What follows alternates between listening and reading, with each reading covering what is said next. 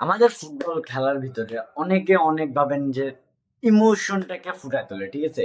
অনেকে নিজের টিমের গেম দেখে হাসে, খুশি হয়, অনেকে কান্দাকাটি করে, ঠিক আছে। But the thing when comes to Brazil, ঠিক আছে, আমরা দুঃখেই থাকি প্রায় টাইমে, ঠিক আছে।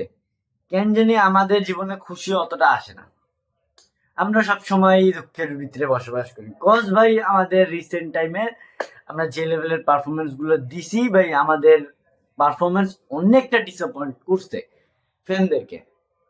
বাট আমাদেরকে অনেকটা ডিসঅ্যাপয়েন্ট করছে Brazil team. But world cup 2026, ঠিক আছে, ব্রাজিল যেভাবে স্টার্ট করছিল এগেনস্ট মরক্কো, আমরা ভাই আবার ডিসঅ্যাপয়েন্ট ছিলাম। কজ ভাই মরক্কোর সাথে আমরা আন্ডার আঞ্চলত্তি মনে হয় সবচেয়ে ওয়ার্স গেম খেলছে আমার দেখা মতে, আমার জানা মতে, ঠিক আছে। কজ ওই দিন আমাদের অনেক জায়গায় অনেক ঝামেলা ছিল। বাট সেকেন্ড ম্যাচ গুলোতে আমি আই নো, ঠিক আছে, এখন অনেকে বলবা যে ভাই ফার্স্ট ম্যাচ ছিল মরক্কোর সাথে, সেকেন্ড ম্যাচ তোমরা খেলছো ছোট ছোট টিমদের সাথে, ঠিক আছে। বাট তোমাকে বুঝতে হবে এই ছোট ছোট টিমগুলোই অনেক বড় বড় আপসেট গুলো বাইর করে দিতেছে এই ওয়ার্ল্ড কাপের ভিতরে, ঠিক আছে। যেমন তুমি দেখতে পারো আইভরি কোস্ট, ঠিক আছে, আইভরি কোস্টের সম্পর্কে আমি বিশ্বাস করি ফুটবল যারা খেলা দেখে এদের ভিতর থেকে মানুষকে জানতো না আইভরি কোস্ট ফুটবল খেলে, ঠিক আছে। এরকম আরো অনেক ছোট ছোট ক্লাব আছে, ছোট ছোট টিম আছে যেগুলা এত বড় বড় কিছু জায়গা খেলা খেলে দিছে, যেসব জায়গা দিয়ে পুরো খেলা ঘুরে গেছে, ঠিক আছে। বাট ব্রাজিল এই দুইটা ম্যাচ থেকে যা শিখতে পারছে, I think manage how they manage to learn how two.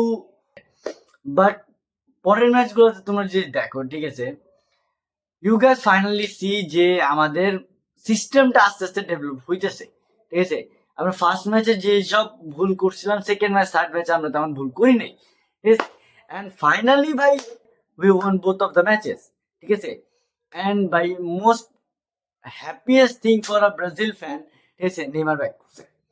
I love this guy, we love this guy, the fan love this guy, ঠিক আছে।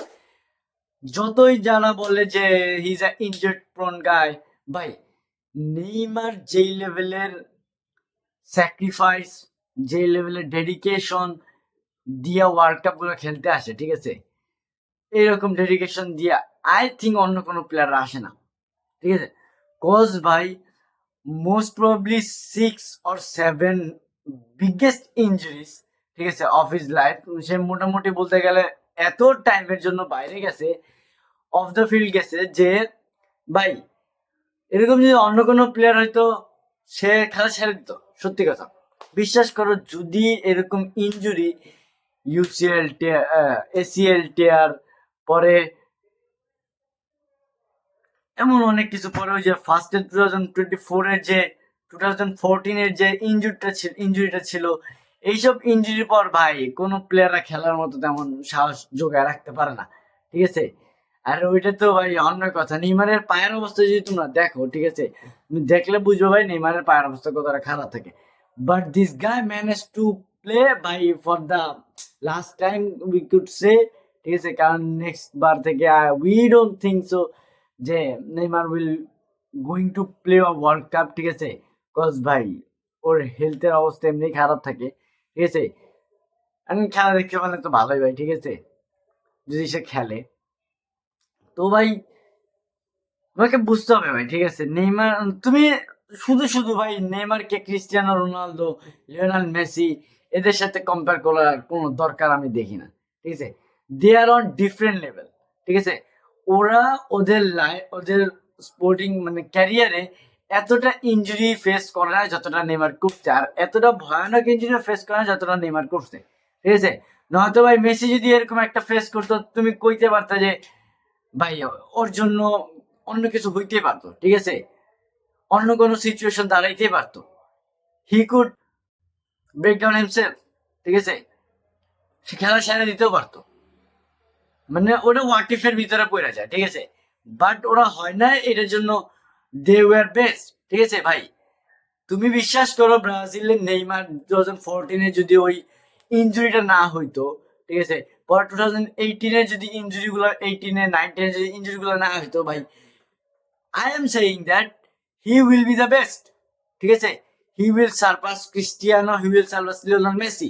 আমি বলতেছি তোমাকে, ঠিক আছে? ওই এমন একটা ট্যালেন্ট ছিল, কথা বুঝতে পারছো? বাট বাই ইনজুরি, ঠিক আছে? নয়তো ভাই তুমি ইনজুরি থাকা